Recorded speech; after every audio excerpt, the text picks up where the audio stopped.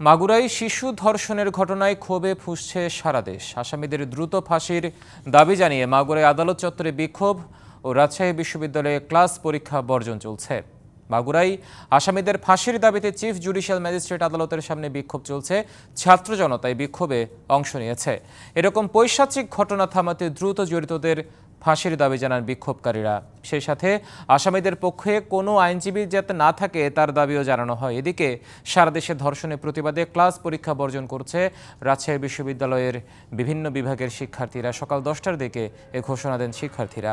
Class বর্জন করা বিভাগের শিক্ষার্থীরা ধর্ষণের বিচারের দাবিতে বিশ্ববিদ্যালয়ের প্যারিস রোডে অবস্থান কর্মসূচি পালন করছেন। শিক্ষার্থীদের দাবি দ্রুত সময়ের মধ্যে ট্রাইব্যুনাল গঠন করে ধর্ষকের বিচার করতে হবে। কালার এক্সপার্ট, জর্জ স্যাপ এবং মাইল্ড অন হ্যান্ডস টেকনোলজি সমৃদ্ধ অরিক্স ক্রিস্টাল ওয়াশ আপনার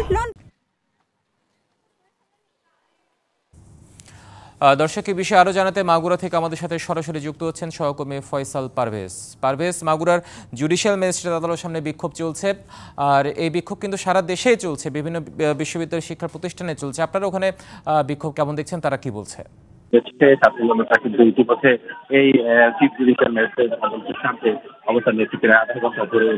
আধা ঘন্টা ধরে কিন্তু তারা একটাই দাবি করছে যে কিছু ঘটনা ঘটেছে মাগুরাতে, সেই ঘটনায় তারা আসামিদের ফাঁসির দাবি করছে। বলছেন যে আইন আমাদের যে গেটের সামনে অর্থাৎ প্রধান সামনে তারা এই দাবি গত 1 ঘন্টা ধরে সরকার মাগুরা সরকারি কলেজ থেকে ঠিক আধা কিলোমিটার দূর থেকে তারা কিন্তু ছাত্র জনতা সহ কিন্তু স্থানীয় যে মানুষ তাদের সাথে অংশ নিয়েছে। সবার সাথে একটাই যে এই ঘটনা ঘটেছে যেন না করে, যে জন্য দোষীদের তারা ফাঁসি দাবি করছে। মূলত তারা দাবি করছে 24 ঘন্টার ভিতরে এসব দোষীদের। এবং সেই সাথে আপনাদের দেখাতে চাই যে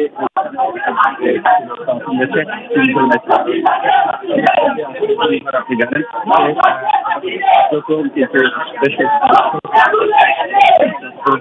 কিন্তু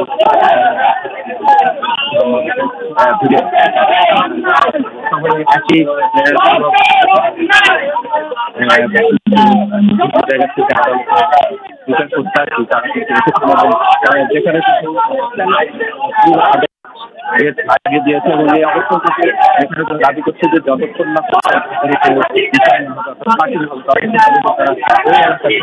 কোথাও যাবেন এবং রাস্তার উপরে ফয়সাল, আপনাকে ধন্যবাদ আমাদের সাথে যুক্ত হওয়ার জন্য।